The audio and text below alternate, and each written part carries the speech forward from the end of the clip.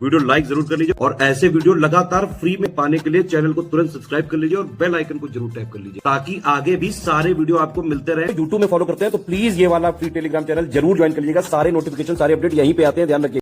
नमस्कार दोस्तों, स्वागत है आपका स्टडी फॉर एग्जाम्स में। दोस्तों, आज से हम लोग यूपीएसआई 2025 यानी दरोगा भर्ती के लिए जो है एक सीरीज शुरू कर रहे हैं और इस सीरीज में सामान्य ज्ञान और संविधान से संबंधित प्रश्नों को जो है कवर किया गया है। मूल विधि के लिए एक अलग से सीरीज शुरू की जाएगी। तो आइए वीडियो शुरू करते हैं और देखते हैं आज का हम लोग पहला प्रश्न है, लीवर किसका भंडारण करता है? 5 विटामिन दी गई हैं, vitamin A, vitamin D, vitamin E, vitamin के और विटामिन B12। तो इसका जो सही आंसर है वह आपका ऑप्शन डी। लीवर जो है इन पांचों विटामिन का भंडारण करता है, इसका डी ऑप्शन सही है। एक चीज और नोट कर लीजिएगा आप लोग, विटामिन ए, डी, ई, के ये चारों जो हैं विटामिन यह वसा में विलेय हैं ये विटामिन। और विटामिन B12 जो है यह जल में विलेय है। तो इसका ऑप्शन डी सही है। बढ़ते अगले क्वेश्चन की तरफ। अगला प्रश्न है, 1939 में सुभाष चंद्र बोस के त्यागपत्र देने के बाद भारतीय राष्ट्रीय कांग्रेस के अध्यक्ष कौन बने थे? राजेंद्र प्रसाद, अब्दुल कलाम आजाद, जवाहरलाल नेहरू या इनमें से कोई नहीं?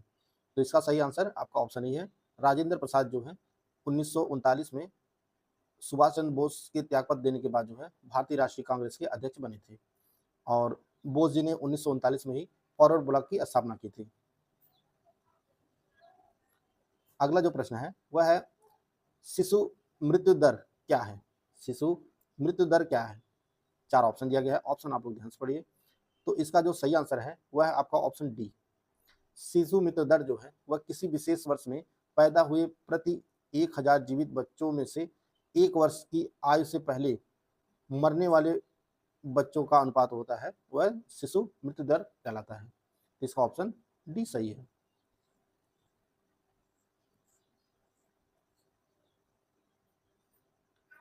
संघ और उसके अधिकार क्षेत्र के संबंध में निम्नलिखित कथनों पर विचार करना है। 2 स्टेटमेंट दिया गया इसमें।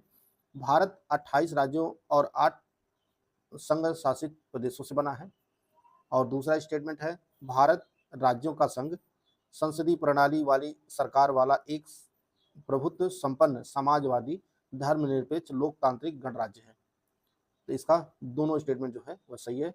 भारत जो है वर्तमान में 28 राज्य और 8 केंद्र शासित प्रदेश हैं। इसका दोनों स्टेटमेंट जो है वह सही है। अगला प्रश्न है, भारतीय संविधान का निम्नलिखित में से कौन सा अनुच्छेद वार्षिक वित्तीय विवरण यानी केंद्रीय बजट से संबंधित है? तो इसका जो सही आंसर है वह आपका ऑप्शन सी, अनुच्छेद 112 जो है वह वार्षिक वित्तीय विवरण से संबंधित है भारतीय संविधान का। बढ़ते अगले क्वेश्चन की तरफ। अगला क्वेश्चन है, काटकर जलाने वाली कृषि जिसे आमतौर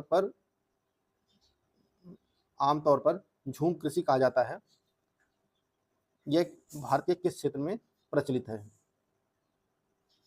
तो इसका सही आंसर है वह आपका यहाँ पर वनों को काटकर जो है होगा, वनों को काटकर जलाने वाली कृषि जिसे आमतौर पर झूम कृषि कहा जाता है, यह भारत के उत्तर पूर्वी राज्यों में जो है प्रचलित है।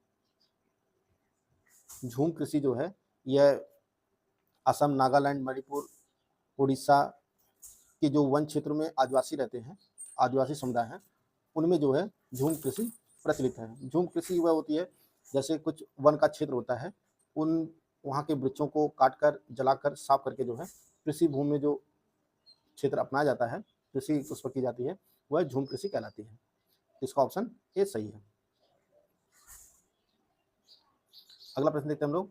अगला जो प्रश्न है वह है, निम्नलिखित में से किस हार्मोन का प्रयोग गलत तरीके से जानवरों में दुग्ध उत्पादन बढ़ाने और सब्जियों जैसे कद्दू, तरबूज आदि का आकार बढ़ाने के लिए किया जाता है? तो इसका सही आंसर है वह आपका ऑप्शन बी, ऑक्सीटोसिन जो है इसका उपयोग करके जो है वह जानवरों में दूध बढ़ाने और कद्दू, तरबूज आदि का जो है आकार बढ़ाने के लिए इसका प्रयोग किया जाता है। तो इसका ऑप्शन बी सही है। भारत के उपराष्ट्रपति के संबंध में निम्नलिखित कथनों पर विचार करना है। इसमें दो स्टेटमेंट दिए गए हैं। वह राज्यसभा का पदेन अध्यक्ष है। दूसरा स्टेटमेंट है वह संसद के दोनों सदनों के सदस्यों से बने एक निर्वाचक मंडल के सदस्यों द्वारा चुना जाता है। तो इसमें भी जो है दोनों स्टेटमेंट सही है। उपराष्ट्रपति जो है वह राज्यसभा के पदेन अध्यक्ष होते हैं और संसद के दोनों सदन जो है वह उपराष्ट्रपति के निर्वाचन में जो है शामिल होते हैं। तो इसका ऑप्शन सी सही है।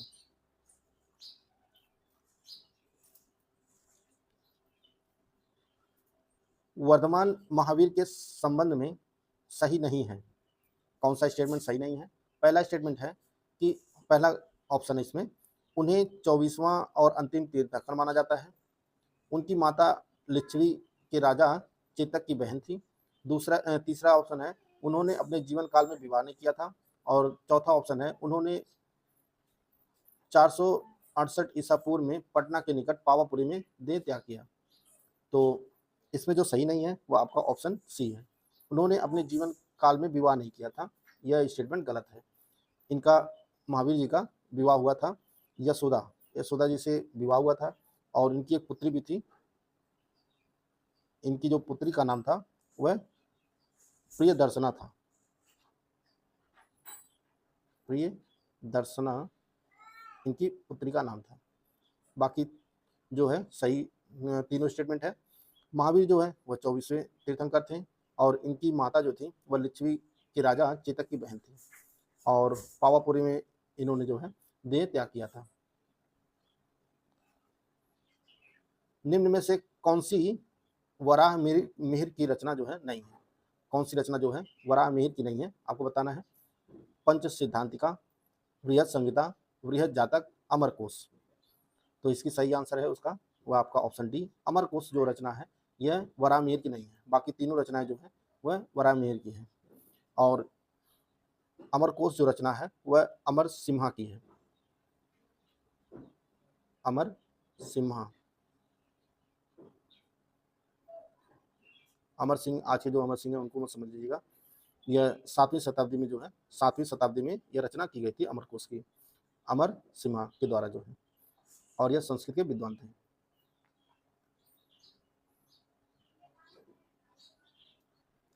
अगर आप यूपीएसआई 2025 की कंप्लीट तैयारी करना चाहते हैं तो आप हमारे पेड बैच से जुड़ सकते हैं। पेड बैच में आपको पूरे 400 नंबर के रिटन एग्जाम की पूरी तैयारी कराई जाएगी। जो पूरा सिलेक्शन मटेरियल है वो मात्र आपको सिर्फ और सिर्फ 99 रुपये में मिलेगा। इसमें आपको रिकॉर्डेड क्लासेस दी जाएंगी, पूरा स्टडी मटेरियल दिया जाएगा, नोट्स दिए जाएंगे, सब कुछ दिया जाएगा मात्र 99 रुपये में। टेस्ट सीरीज का जो बैच है वो मात्र 49 रुपये में है। करना क्या है, आपको ज्ञान सर एजुकेशन ऐप को इंस्टॉल करना है और उसमें कूपन कोड यूज करना है ज्ञान सर डिस्काउंट। यह कूपन कोड यूज करेंगे तो आपको 90% तक का डिस्काउंट मिल जाएगा और यह कोर्स मात्र आपको 99 रुपये में मिल जाएगा। और टेस्ट सीरीज वाला बैच जो है वो मात्र 49 रुपये मिल जाएगा। पेड बैच से जुड़कर जो है आप अपनी तैयारी को बेहतर कर सकते हैं। निम्नलिखित में से कौन सा युग्म सही सुमेलित नहीं है? 4 युद्ध दिए गए हैं और उनके ये युद्ध जो है किस गवर्नर जनरल के कार्यकाल में जो है यह युद्ध लड़ा गया था, उनके साथ जो है कौन सा युग्म सही सुमेलित नहीं है आपको बताना है। हेक्टर मुनरो बक्सर का युद्ध, लॉर्ड हेस्टिंग्स आंग्ल नेपाल युद्ध, लॉर्ड वेलेजली चौथा आंग्ल मैसूर युद्ध, लॉर्ड कॉर्नवालिस तीसरा आंग्ल मराठा युद्ध। तो जो इसमें सही सुमेलित नहीं है वह आपका ऑप्शन डी, तीसरा आंग्ल मराठा युद्ध जो लड़ा गया था वह लॉर्ड हेस्टिंग के टाइम पे लड़ा गया था। देखते हैं यह युद्ध कब कब हुआ था। बक्सर का जो युद्ध हुआ था वह 1764 में हुआ था, 1764 में। और नेपाल आंग्ल नेपाल युद्ध जो हुआ था यह आपका 1816 में हुआ था, 1816 में। चौथा आंग्ल मैसूर युद्ध यह हुआ था 1798-99 में, 1798-99 में। और तीसरा आंग्ल मराठा जो युद्ध हुआ था यह आपका 1817 से 18 के बीच लड़ा गया था। 1817 से 18 के बीच में जो है यह लड़ा गया था। तो इसका ऑप्शन डी सही है। बढ़ते अगले क्वेश्चन की तरफ। अगला जो प्रश्न है वह है निम्नलिखित में से किस स्थल पर हड़प्पा सभ्यता की पहली खगोलीय वेधशाला मिली थी? तो हड़प्पा सभ्यता की पहली खगोलीय वेधशाला जो मिली थी वह धौलावीरा, जो गुजरात में स्थित है, गुजरात के कच्छ में स्थित है धौलावीरा, यहीं पर जो है पहली खगोलीय वेधशाला मिली थी। इसका ऑप्शन बी सही है।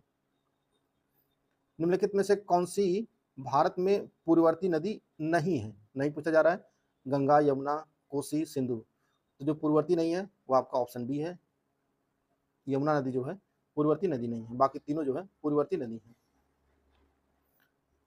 अगला प्रश्न है, निम्नलिखित में से किस मामले में भारत के सर्वोच्च न्यायालय ने यह निर्णय दिया है कि मूल अधिकारों और नीति निर्देशक सिद्धांतों के बीच किसी भी संघर्ष की स्थिति में मूल अधिकार ही मान्य होगा? तो यह जो मामला था वो आपका ऑप्शन ए है, चंपकम दोराइजन मामला 1951 था। इसका ऑप्शन ए सही है। अगला प्रश्न है, पोखरण में भारत के पहले परमाणु परीक्षण के समय भारत के राष्ट्रपति कौन थे? तो उस समय भारत के जो राष्ट्रपति थे वह वी गिरि थे और प्रधानमंत्री इंदिरा जी थी। और यह पहला जो परमाणु परीक्षण किया गया था वह 1974 में किया गया था, 1974 में। और इसका जो कोड था वह स्माइलिंग बुद्धा इसका कोड नेम था। और दूसरा परमाणु परीक्षण जो है 1998 में किया गया था, 1998 में।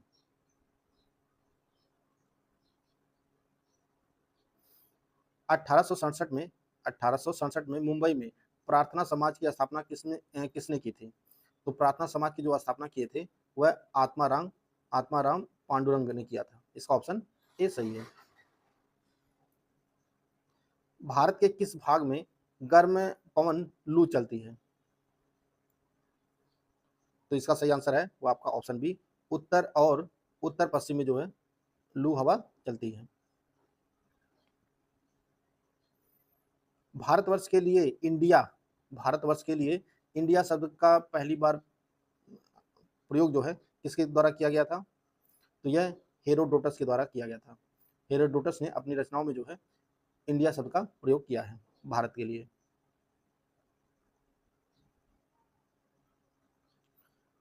मयूराक्षी, दामोदर, कंगसावती और रूपनारायण नाम से किस नदी की सहायक नदियां हैं? यह जो है चारों नदियां जो हैं किसकी सहायक नदियां हैं?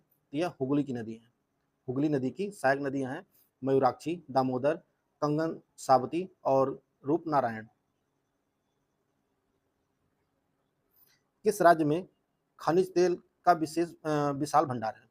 तो असम में जो है भारत में सबसे अधिक तेल भंडार है और यह भारत के कुल भंडार में लगभग 25% से अधिक जो है यहाँ पर तेल भंडार उपलब्ध है असम में। निम्नलिखित घटनाओं का सही कालानुक्रम क्या है? भारत छोड़ो आंदोलन, शिमला सम्मेलन, पूना संधि, कैबिनेट मिशन। इनको जो है आपस में क्रम में करना है। तो भारत छोड़ो आंदोलन जो हुआ था वह 1942 में हुआ था, 1942 में। शिमला समझौता जो हुआ था वह 1945 में, 1945 में। पूना की संधि जो है, पूना पैक्ट, यह 1932 में, 32 में। और कैबिनेट मिशन जो आया था वो 1946 में। इसका जो सही आंसर हो जाएगा वो हो जाएगा आपका ऑप्शन सी, 3-1-2-4, 3-1-2-4। बढ़ते अगले क्वेश्चन की तरफ। अगला प्रश्न है, प्राचीन स्मारक संरक्षण अधिनियम किस वर्ष में अधिनियमित किया गया था? यह 1904 में अधिनियमित किया गया था। प्राचीन स्मारक संरक्षण अधिनियम जो है यह 1904 में अधिनियमित किया गया था और उस समय जो वायसराय थे वह लॉर्ड कर्जन थे।